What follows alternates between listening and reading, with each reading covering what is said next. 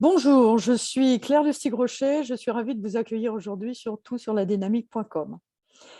J'ai le très grand plaisir aujourd'hui d'accueillir Fabrice Mézières, qui est à la fois un collègue de longue date, un ami et surtout un très grand expert du MBTI. Et Fabrice va nous parler aujourd'hui du lien entre la dynamique du MBTI et nos super pouvoirs. Fabrice, la parole est à toi. Eh bien, un grand merci Claire de me donner cet espace d'échange avec toi sur ce sujet qui me passionne autour du MBTI, la typologie jungienne et la dynamique. Et la dynamique qui ouvre un potentiel inexploré souvent du MBTI.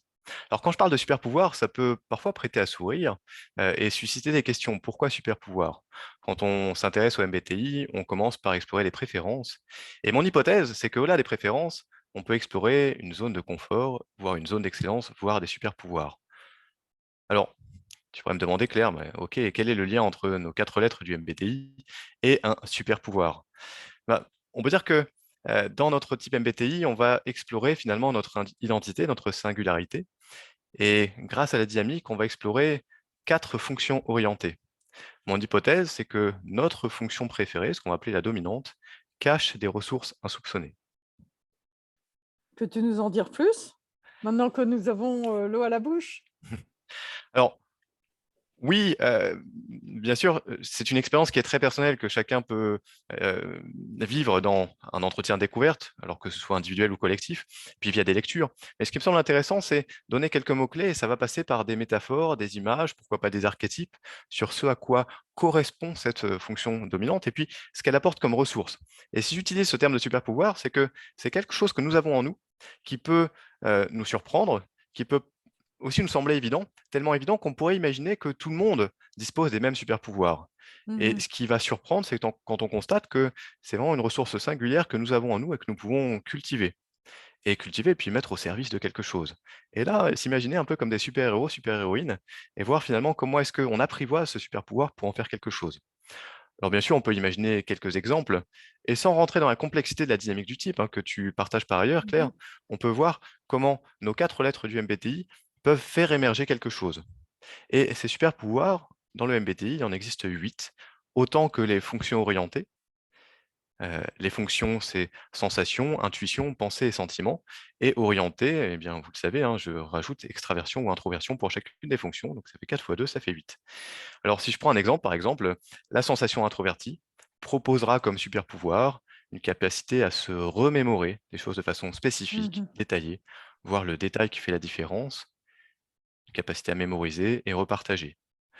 Le sentiment extraverti, par exemple, pourra correspondre à une capacité à mettre en relation, à être attentif aux besoins des uns et des autres, à être attentif à l'atmosphère, à l'ambiance, à la qualité de relation que les personnes pourront vivre dans un groupe. D'accord.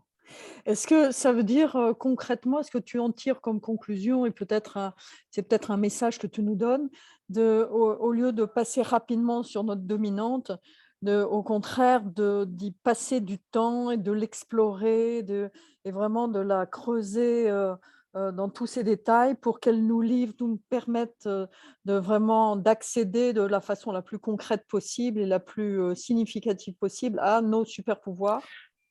Absolument. Avec le constat que parfois, lorsque l'on découvre un inventaire de personnalité comme le MBTI, on peut avoir tendance assez vite à aller voir les points de développement, et Mmh. notamment ce fameux apprivoiser son ombre, et aller explorer les parties moins aimées, plus inconfortables. Ma Oui, perception, c'est que oui, c'est essentiel, et pour y arriver, il nous faut des ressources. Et ces ressources, ouais. elles sont dans cette fonction dominante et qui recèlent des choses extraordinaires. Ces choses extraordinaires, c'est pour ça que bah, je les appelle des super pouvoirs, Ouais. avec cette démarche de prise de conscience, je mets des mots sur ce fonctionnement. Acceptation, parce que parfois, on peut avoir du mal à accepter, reconnaître cette puissance que nous avons en nous. Et puis transformation, c'est-à-dire comment est-ce que je mets ça au service de quelque chose d'important, au service du collectif, au service de mes aspirations. Et ça, c'est vraiment et un travail d'introspection et un travail de partage, de verbalisation, d'expression, finalement, ce que c'est que cette fonction dominante. Ce qui Ouais. peut beaucoup aider, c'est finalement un travail de créativité, d'expression orale, pour traduire cela en mots, en expérience, en feedback qu'on aura reçu finalement de notre entourage. Ouais. Mais merci, vraiment Fabrice pour ces conseils et rappelons-nous que statistiquement parlant évidemment, nous passons environ 50 de notre temps dans notre dominante. Donc ça veut dire que nous avons accès à nos super pouvoirs dans 50 des cas. Donc profitons-en, allons-y et explorons cette dominante. Merci Fabrice et à très bientôt. Merci à toi, Claire.